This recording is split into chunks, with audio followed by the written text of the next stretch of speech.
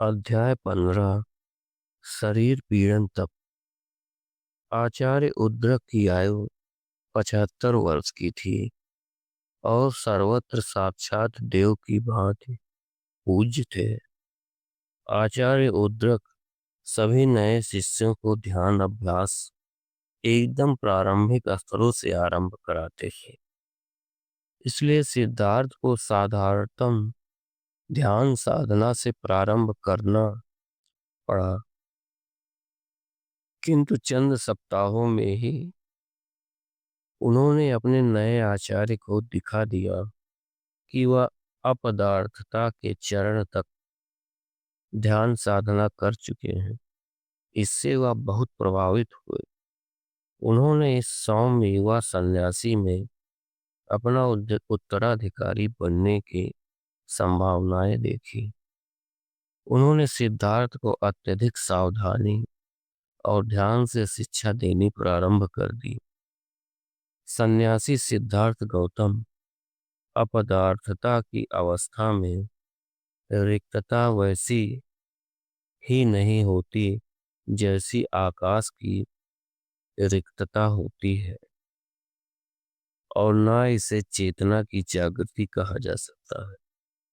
जो शेष रहता है वह भाव बोध और भाव बोध का कारक तत्व होता है।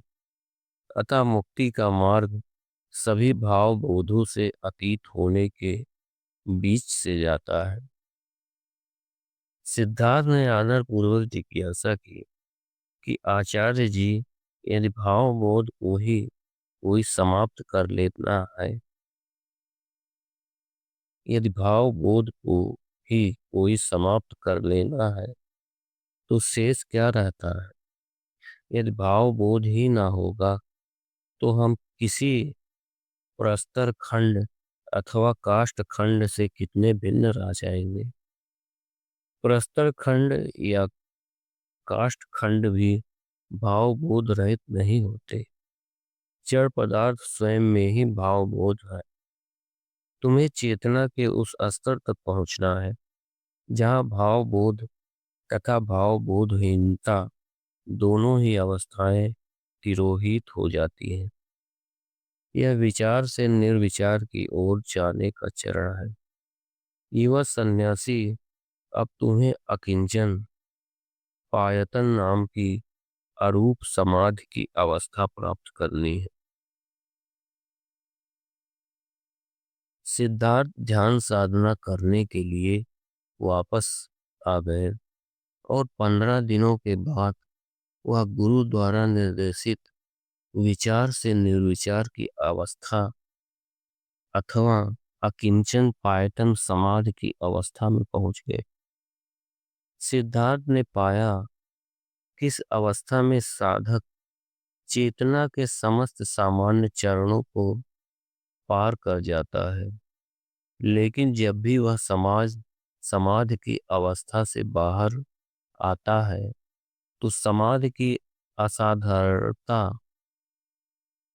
के बाद भी इससे जीवन और मृत्यु के चक्र की समाप्ति के प्रश्न का कोई समाधान नहीं होता। यह आनंद की परम शांतिपूर्ण अवस्था तो होती है, किंतु यह जगत की चरम वास्तविकता की कुंजी नहीं है। जब वह आचार्य उद्रक रामपुत्र के समक्ष उपस्थित हुए तो आचार्य ने उनकी भूर भूर प्रशंसा की और कहा, सन्यासी सिद्धार्थ, तुम मेरे सर्वोत्तम शिष्य हो। मुझे तुमसा उत्तम शिष्य अब तक नहीं मिला। इतने अल्प काल में तुमने असाधारण प्रकट की है। जो उच्चतम अवस्था मैं प्राप्त कर सका हूँ वह तुमने प्राप्त कर ली है। मैं वृद्ध हो गया हूँ और इस जगत में अब और नहीं रहना चाहता। यदि तुम यहाँ रहते तो हम आश्रम वासियों का संयुक्त रूप से मार्ग निर्देशन कर सकते हो, और जब मैं मृत्यु के वर्ण कर लूं तो तुम मेरे स्थान पर आचार्य पद को संभाल सकते हो। एक बार फिर सिद्धार्थ ने नम्रता से यह प्रस्ताव स्वीकार करने में असमर्थता व्यक्त कर दी। वह समझते थे कि न भावबोध और न भावबोधहीनता की यह अवस्था अकिंचन पायतान नाम की अरूप समाधि भी जन्म एवं मृत्यु के बंधनों से मुक्ति दिलाने का साधन नहीं है। उन्हें इससे भी आगे बढ़ना है। उन्होंने आचार्य तथा सन्यासी समुदाय के प्रति अपना हार्दिक आभार व्यक्त किया और विदा मांगी। प्रत्येक व्यक्ति सिद्धार्थ को स्नेह करने लगा था। सिद्धार्थ को जाते देख सभी को दुख हो रहा था। आचार्य उद्रक रामपुत के आश्रम में रहते हुए उनकी एक युवा सन्यासी कौंडन से मित्रता हो गई थी। कौंडन को सिद्धार्थ बहुत प्रिय लगते थे और वह उनको अपना गुरु और एक अच्छा मित्र मानता था। समस्त सन्यासी वर्ग में किसी ने भी अपदार्थता की अवस्था तक प्राप्त नहीं कर पाई थी। विचार से निर्विचार की स्थिति तक जाने का तो प्रश्न ही नहीं था। कौंडन जानते थे कि आचार्य जी सिद्धार्थ को अपना आध्यात्मिक उत्तराधिकारी बनाने की सोच रहे थे। सिद्धार्थ के दर्शन मात्र से कौंडन को अपनी ध्यान साधना पर विश्वास होने लगा। वह प्रायः सिद्धार्थ के पास साधना सीखने चला जाता, इसलिए उनके बीच विशेष मैत्री भाव उत्पन्न हो गया था। अपने मित्र के जाने का कौंडन को सबसे अधिक खेद था। वह सिद्धार्थ के साथ पहाड़ के नीचे तक गया और तब तक वहां खड़ा रहा जब तक वह आंखों से ओझल नहीं हो गए। इसके बाद ही वह पर्वत पर लौटा। देश में ध्यान साधना के दो सर्वोच्च और मान्य आचार्यों से शिक्षा पाकर सिद्धार्थ ने आध्यात्म के क्षेत्र में बहुत कुछ प्राप्त कर लिया था, किंतु व्यक्ति के भाव पीड़ाओं से मुक्ति दिलाने का मूलभूत प्रश्न अब भी अनुत्तरित था, जो उनके हृदय में दग्ध करता रहता। उन्होंने अनुभव किया कि देश भर में कोई भी साधु सन्यासी या आचार्य संभवतः इससे अधिक शिक्षा नहीं दे सकता। इसलिए बोधिसत्व की प्राप्ति के लिए उन्हें स्वयं ही साधना करनी होगी।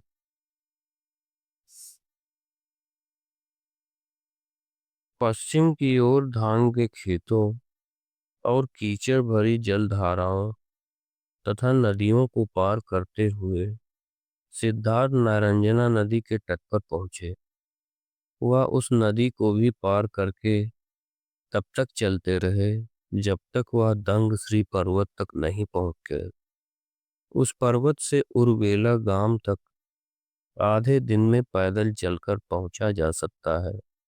सिद्धार्थ ने निश्चय किया, जब तक मुक्ति का सद्मार्ग नहीं खोज लेते तब तक वह यहीं साधनारत रहेंगे। उन्हें वहां ऐसी गुफा मिल गई जहां वह लंबे समय तक साधनाभ्यास कर सकते थे।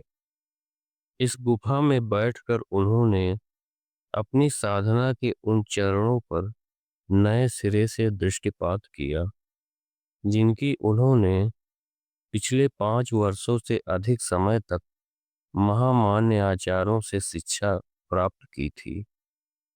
उन्हें स्मरण आया कि किस प्रकार उन्होंने सन्यासियों को समझाया था कि अपने शरीर के साथ अत्याचार मत करो, इससे तो दुख में डूबे जगत के दुख और बढ़ेंगे। अब उन्होंने उनके मार्ग पर और गंभीरता से मनन किया और सोचा कि अग्नि प्राप्ति की कामना करने वाला व्यक्ति जल में खड़ा होकर या भूमि पर स्थिर होकर गीली अराड़ियों के घर्षण से अग्नि प्रज्वलित नहीं कर सकता। यही बात शरीर के लिए सत्य है। यदि व्यक्ति मन को तो भोगों से दूर रखता है किंतु शारीरिक रूप से उसमें लिप्त रहता है, तो वह धर्म संप्राप्ति का अधिकारी नहीं बन सकता। अतः मैं मुक्ति लाभ के लिए आत्म साधना और रागातीत अवस्था प्राप्त करने के लिए घोर शरीर पीड़न तप करूंगा। इस प्रकार सन्यासी गौतम ने घोर शरीर पीड़न तप आरंभ कर दिया। वह गुप्त अंधेरी रातों में घने भयानक जंगलों में घुस जाते, जहां जाने के विचार मात्र से ही व्यक्ति के भय के मारे रोंगटे खड़े हो जाएं। उन स्थानों में वे सारी सारी रात रहते, भले ही उनका मन और शरीर भय और आतंक से भरा होता, किंतु वे वहां बिना हिले डुले बैठे रहते। जब कोई हिरण सूखे पत्तों से गुजरता तो पत्तों की खड़खड़ाहट से उनको लगता जैसे राक्षस उन्हें मार डालने के लिए आ रहे, किंतु वे इस भय से विचलित नहीं होते। जब कोई मोर किसी सूखी डाली को तोड़ता तो उन्हें लगता जैसे कोई अजगर पेड़ पर से उतर रहा है। भले भले ही वह भय से भीतर तक कांप जाते, किंतु वह फिर भी हिलते नहीं थे। इस प्रकार उन्होंने सभी भौतिक भयों पर विजय प्राप्त कर ली थी। वह मानते थे कि यदि उनका मन भय भाव की गुलामी से मुक्त हो गया तो पीड़ा की जंजीरें भी तोड़ फेंकना संभव होगा। कभी कभी वह अपने जबड़े खींचकर जिह्वा को पलट कर तालू से लगा लेते, ताकि इच्छा शक्ति के द्वारा समस्त भयों और आतंकों का दमन कर डाले। शरीर पसीने पसीने हो जाता, पर भी वह तनिक हिलते डुलते नहीं थे। कभी कभी कुंभक प्राणायाम द्वारा अपनी श्वास अवरुद्ध कर लेते। इस अवस्था में बहुत देर तक रहने पर उन्हें लगता जैसे कानों में भीषण गर्जना हो रही है या जलती भट्ठी उनके कानों में समा गई है। कभी लगता कि किसी ने परसों से उनके सिर के दो भाग कर दिए हों। कभी कभी उन्हें प्रतीत होता कि लौह पट्टिका से बांधकर उनके सिर को निचोड़ा जा रहा हो या उनका पेट इस प्रकार फाड़ा जा रहा हो जैसे कसाई बकरे का पेट फाड़ता है। कभी कभी लगता कि उनके शरीर को आग में भूना जा रहा है। हठ योग की इन क्रियाओं के द्वारा वह अपने साहस और आत्म अनुशासन को दृढ़ बनाना चाहते थे। इस सबसे उनका शरीर तो अकथनीय पीड़ाएं सहने में सक्षम हो गया, किंतु उनके हृदय को अब भी शांति प्राप्त नहीं हुई थी।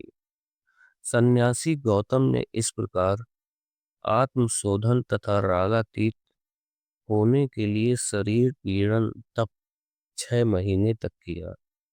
शुरू के 3 महीने तक वह अकेले ही पर्वत पर निवास करते रहे, किंतु चौथे महीने में आचार्य उद्रक राम पुत्र के 5 शिष्यों ने कौंडन के नेतृत्व में उनको खोज निकाला। सिद्धार्थ अपने मित्र कौंडन से फिर से मिलने पर बहुत प्रसन्न हुए।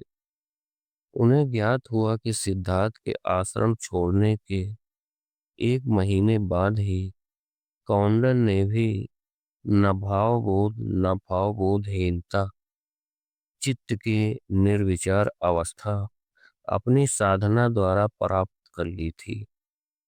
जब यह देखा कि आचार्य उद्रक से कौंडन को और कुछ सीखना शेष नहीं रहा, तो उन्होंने सिद्धार्थ की खोज करने के लिए 4 अन्य साथियों को भी सहमत कर लिया। अनेक सप्ताहों के बाद उन्हें सिद्धार्थ को खोज पाने का सौभाग्य प्राप्त हुआ। उन्होंने अपनी यह इच्छा व्यक्त की कि वे उनके साथ ही रहेंगे और साधना अभ्यास करेंगे।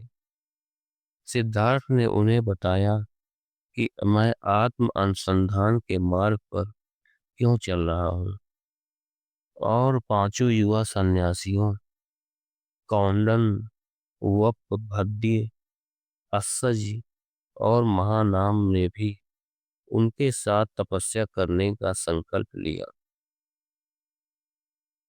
प्रत्येक भिक्षु ने अपने अपने लिए एक गुफा खोज ली थी जो पास थी, और प्रतिदिन एक भिक्षु बारी बारी से भिक्षाटन करने नगर में जाता।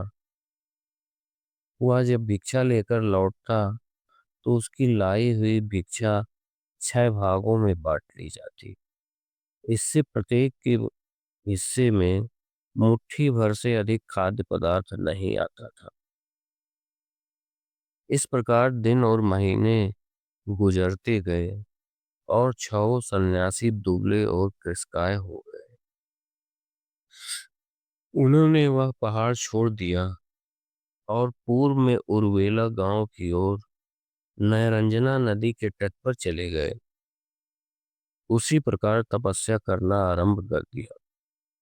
किंतु सिद्धार्थ की आत्म अनुसंधान की कठोर तपस्या देखकर उन लोगों को लगने लगा कि सिद्धार्थ के समान कठोर तपस्या कर पाना उनके लिए संभव नहीं है। सिद्धार्थ ने नदी में स्नान करना और भोजन करना भी छोड़ दिया। किसी किसी दिन तो वह पेड़ से गिरे किसी अमरूद को खाकर रह जाते, अथवा जंगल में सूखे गोबर के टुकड़े को ही खा लेते। उनका शरीर एकदम क्षीण हो गया था। हड्डियां हड्डियां निकल आई थी जिनसे चिपकी त्वचा लटकने लगी। पिछले 6 महीनों से उन्होंने ना तो अपनी दाढ़ी बनाई थी और न बाल काटे थे। जब भी वह अपने सिर पर हाथ फेरते थे तो ढेर सारे बाल उखड़ जाते, मानो खोपड़ी की त्वचा में इतनी भी शक्ति नहीं रह गई जो इन बालों को जमाए रखती। और तभी एक दिन जब शमशान में बैठकर वह साधना कर रहे थे तो सिद्धार्थ को जैसे झटका लगा कि आत्मज्ञान प्राप्ति की दृष्टि से घोर शरीर पीड़न तप का यह मार्ग कितना भ्रांतिपूर्ण है। सूरज ढल चुका था और मंद पवन उनकी त्वचा को सहला रहा था। पूरे दिन तपती धूप में बैठे रहने के बाद शीतल पवन सुखद और सुहाना लग रहा था। सिद्धार्थ ने अपने मन में एक आनंद की अनुभूति की जो उन्हें दिन में कभी नहीं हुई थी। उन्होंने समझ लिया कि शरीर और चित्त एक ही अस्तित्व के अंग है और इन्हें अलग अलग करके देखा नहीं जा सकता। शरीर की भांति ही सुखद स्थिति का मन की शांति और शीतलता से सीधा संबंध जुड़ा हुआ है। शरीर से अत्याचार करना चित्त के साथ भी अत्याचार करना है। उन्हें याद आया कि जब वो 9 वर्ष के ही थे तो वर्षा के प्रथम भूमि कर्षण समारोह के दिन जब वह जम्बू वृक्ष की शीतल छाया में बैठकर उन्होंने पहली बार ध्यान साधना की थी, तो सुखद सहजता के साथ ध्यान करने से उनकी चित्तवृत्ति कितनी शांत और स्पष्ट हुई थी। चन्ना के चले जाने के बाद वन में साधना करने की अनुभूति का भी उन्हें स्मरण आया। आचार्य आलार कालाम के आश्रम में आरंभिक ध्यान साधना के दौरान किस प्रकार उनके शरीर और मन का पोषण हुआ था, जिससे उनमें चित्त को एकाग्र करने और ध्यान साधना को सक्षमता आई थी। किंतु उसके बाद आचार्य आर आर कलाम ने भौतिक जगत से परे के साधना चरणों में प्रवेश करने के लिए कहा था। जैसे असीम आकाश और असीम चेतना के क्षेत्र में प्रवेश करना, अपदार्थता की ये अवस्था प्राप्त करना, बाद में नाभाव बोध और नाभाव बोधहीनता, निर्विकार की अवस्था भी प्राप्त की। सभी चरणों में लक्ष्य यही था कि भाव जगत, विचारों, सांसारिक उद्योगों और भाव बोध से पलायन के साधन खोजे जाएं। उन्होंने स्वयं से ही प्रश्न किया कि वेद शास्त्रों द्वारा निर्धारित परंपराओं का ही क्यों पालन किया जाए। ध्यान साधना से जो आनंद प्राप्त होता है उससे डरा क्यों जाए। इस आनंद का चेतना का आवरण बनाने वाले पांचों इंद्रियजन सुखों से क्या लेना देना। इससे तो केवल चित्त निर्विषय होता है। ध्यान साधना की अवस्था में प्राप्त आनंद से तो शरीर और चित्त दोनों को बल मिलता है और इससे तो वह शक्ति मिलती है जिससे मुक्ति के मार्ग पर आगे बढ़ा जा सके। सन्यासी गौतम ने संकल्प किया कि वह अपना स्वास्थ्य संभालेंगे और अपनी ध्यान साधना के द्वारा तन मन दोनों का पोषण करेंगे। वह अगले दिन सवेरे से भिक्षाटन करना फिर से प्रारंभ करेंगे। वह अपने गुरु स्वयं बनेंगे और किसी अन्य व्यक्ति के साथ शिक्षा ग्रहण नहीं करेंगे। इस निर्णय से प्रसन्न होकर वह पृथ्वी पर ही लेट गए और शांत पूर्वक निद्रा देवी के गोद में विश्राम करने लगे। निर्भर आकाश में पूर्णिमा की चंद्रमा अपनी चंद्रिका बिखेर रहा था और अंतरिक्ष में आकाश गंगा बहुत स्पष्ट एवं जगमगाती हुई दिख रही थी।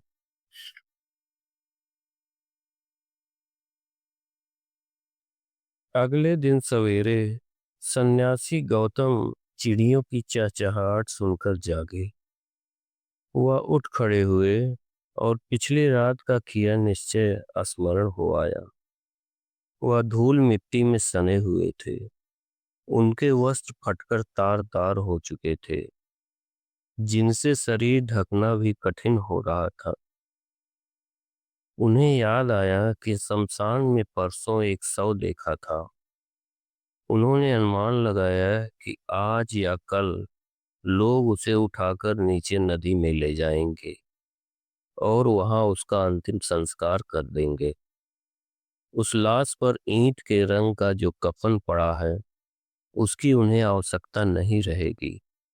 वह शव के पास पहुंचे और जीवन मृत्यु के प्रश्न पर मन ही मन विचार करते हुए आदर सहित उस शव का कफन उतार लिया।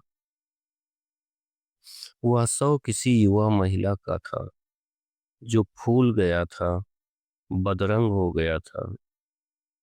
सिद्धार्थ उस ललछौहे कपड़े को अपना नया अंगवस्त्र बना लेंगे। वह चलकर नदी तक गए जिससे स्वयं भी नहा डाले और उस वस्त्र को भी धो लें। नदी का जल शीतल था और सिद्धार्थ को उसमें स्नान करने से बेहद ताजगी का अनुभव हुआ।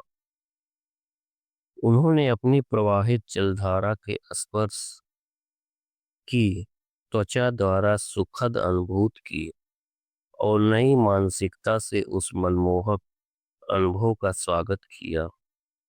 उन्होंने बहुत देर तक नदी में स्नान किया और अपने नए अंगवस्त्र को खचीटा तथा निचोड़ा। लेकिन ज्यों ही नदी जल से निकलकर वह किनारे पर चढ़ने लगे, उनकी शरीर शक्ति जवाब दे गई। उनमें इतनी शक्ति शेष नहीं थी कि किसी प्रकार स्वयं को कड़ेरते हुए किनारे पर पहुंच जाएं। वह धीरे धीरे खड़े हुए और शांतिपूर्वक श्वसन क्रिया करने लगे।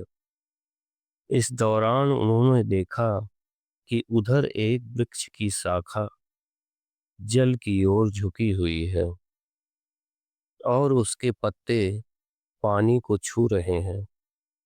वह उसकी ओर धीरे धीरे बढ़े और उसे पकड़कर उसका सहारा लेकर नदी के जल से बाहर आ गए। वह नदी के किनारे थोड़ा आराम करने की दृष्टि से बैठ गए। उधर सूर्य आकाश में चढ़ आया। उन्होंने उस कपड़े को धूप में सुखाने के लिए फैला दिया।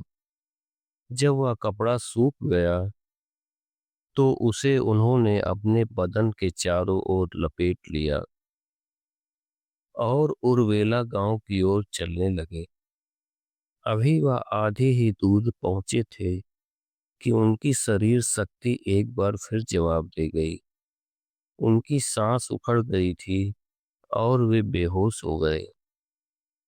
उस समय तक वह उसी बेहोशी में पड़े रहे। तभी गांव की एक लड़की वहां आई। 13 वर्षीय सुजाता को उसकी माँ ने दूध, चावल, रोटियां और कमलगट्टे लेकर भेजा था कि वह इस खाद्य सामग्री को वन देवताओं को समर्पित कराए। उसने एक सन्यासी को मार्ग पर बेहोश पड़ा देखा, जिसकी सांस भी मुश्किल से आ जा रही थी।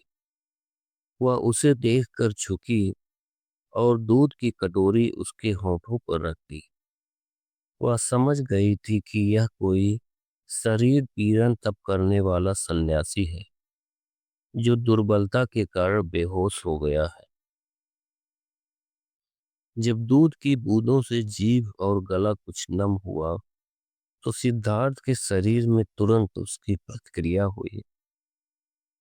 उन्हें स्वाद आया कि दूध कैसी ताजगी लाने वाला था और उन्होंने धीरे धीरे पूरी कटोरी पी लिया। 10-20 सांसें लेने के बाद उनमें इतनी शक्ति आ गई थी कि वह उठकर बैठ गए। उन्होंने सुजाता को संकेत किया कि एक कटोरी दूध और पिलाओ। दूध से कितनी शीघ्रता से उनमें शक्ति आ गई थी। उसी दिन उन्होंने निश्चय किया कि साधना काल में वह शरीर पीड़न तप की विधि त्याग देंगे और नदी के उस पार वन में ही किसी शीतल स्थान पर बैठकर तपस्या करेंगे। बाद के दिनों में वह धीरे धीरे सामान्य रूप से खाने पीने लगे। कभी सुजाता उनके लिए भोजन ले आती और कभी वह स्वयं गांव में जाकर भिक्षा मांग लेते। प्रतिदिन वह नदी के किनारे चलित ध्यान करते और शेष समय बैठकर ध्यान साधना करते। प्रतिदिन संध्या काल को वह नैरंजना नदी में स्नान करते। स्वयं ही सद्धर्म का मार्ग खोजने के लिए उन्होंने परंपराओं और वेद शास्त्र की शिक्षाओं पर निर्भर रहना छोड़ दिया था। वह अपनी ही सफलता और विफलताओं से अपने आप शिक्षा प्राप्त करने लगे। यदि ध्यान साधना से उनके शरीर एवं चित्त को पोषण मिलता था तो इससे उन्हें किसी प्रकार की हिचक नहीं थी। उनके अंतर में किसी शांति और आनंद के भाव जागृत होते गए। वह स्वयं अपने से भागते नहीं थे या अपनी भावनाओं या संकल्प विकल्पों से पलायन नहीं करते थे, किंतु चित्त को दृष्टा बनाकर मन के विचारों का आना जाना देखते रहते। आत्मबोध के भाव में स्वयं को लौटा लाने पर जागतिक प्रपंचों से पलायन की इच्छा भी वह त्याग चुके थे। आत्मबोध की अवस्था में वह जागतिक प्रपंचों में स्वयं को पूर्णतया उपस्थित पाते। एक श्वास, पक्षी के एक गान, एक पत्ते या सूर्य की किरण में से किसी एक पर वह ध्यान लगा सकते थे। उन्होंने यह समझना आरंभ कर दिया था कि प्रत्येक श्वास, प्रत्येक पग और मार्ग का एक एक रोड़ा भी मुक्ति के मार्ग की कुंजी बन सकता है। सन्यासी गौतम अपने शरीर पर केंद्रीभूत ध्यान करने में अंततः अपनी भावनाओं और संकल्प विकल्पों पर ध्यान करते चले गए।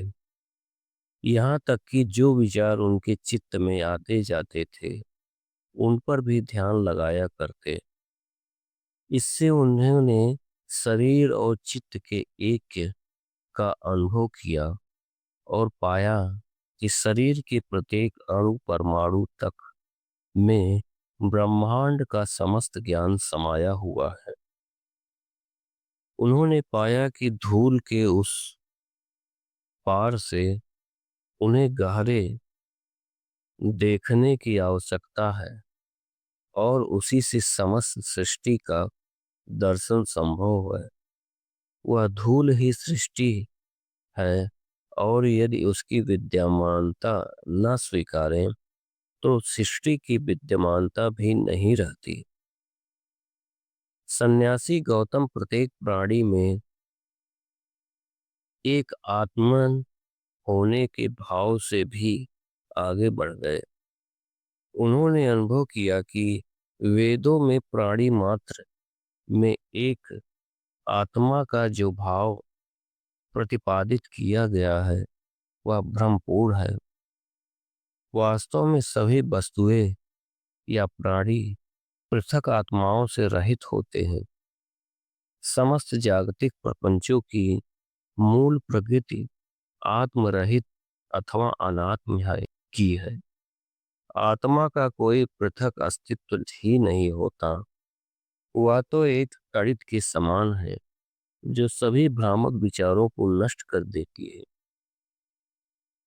अनात्म भाव पकड़ने के बाद सिद्धार्थ एक ऐसे सेनापति हो गए जो ध्यान साधना के युद्ध क्षेत्र में अपनी अंतर्दृष्टि की तलवार उठाए हो। दिन रात वह पीपल वृक्ष के नीचे बैठे रहते और चेतना के नए नए परत उनके सामने बिजली की कौट के समान खुलते जाते।